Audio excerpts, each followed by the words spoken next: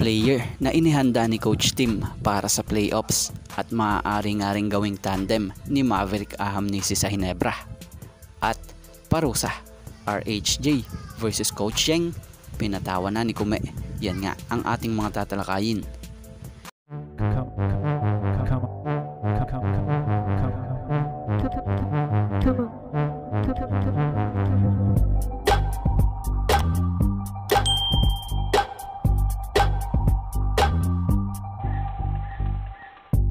Yari, PBA Commissioner Willie Marshall pinatawag na ang TNT import na si Rondae Hollis Jefferson at pinagpaliwanag sa nangyaring kaguluhan kung bakit nangyari itong ganitong pangyayari na nauwi sa matitinding salitaan kung saan involved nga rito ang Rain or Shine head coach na si Coach Yeng Guiao.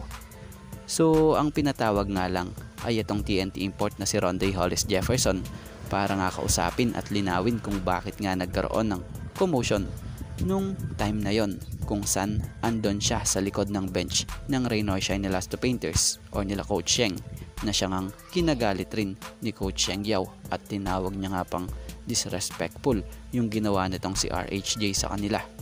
So batay sa report etong si Coach Yeng Guiao ay di na nga po pinatawag pero pagmumultahin nga ito dahil sa nakita sa camera ang ginawang pang dirty finger nito against dito kay Hollis Jefferson. So bago nga tayo magpatuloy baka naman po pwedeng maka-request kahit isang subscribe lang po at kung makakabigat naman po kahit isang like na lang po. Maraming salamat po. So about nga rito sa kampo ng Hinebra. Ang Hinebra nga ngayon ay nasa magandang position sa standings. So sa ginagawa nga po ni Coach Tim ngayon sa players niya sa Hinebra ay pinag-aaralan at inihahanda nga niya ang maaaring weapon niyang gamitin for playoffs tulad na lang ng paggamit niya kay Stanley Pringle.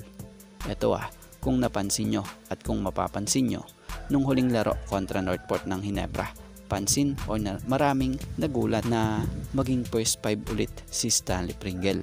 Alam naman natin na kapag shooting guard position ay ang laging ginagamit itong si Maverick para sa first 5. So ginawa niya ngang first 5 nitong mga nakalipas itong bagong player na si Maverick. So dahil ginamit nga po niya or nitong si Coach Tim ang pagkakataon sa elimination para makabisado agad ni Maverick ang sistema na mayroon ang Hinebra. So dyan pa lang kailangan na nga pong maging familiar, kaya naman ito ang ginawa niya.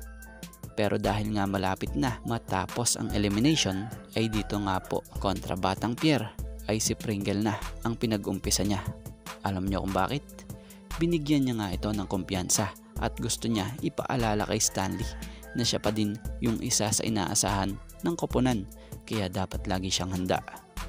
At yung nakita niyong ginagawang kombinasyon nitong si Coach Tim Cone kay Stanley Pringle at Maverick Ahamnisi, ang ganda rin ang nagiging resulta dahil ang bilis ng kanilang opensa. So nakikita naman natin ngayon pa lang pinaghahandaan na ni Coach Tim Cone at ng Hinebra ang playoffs. Come.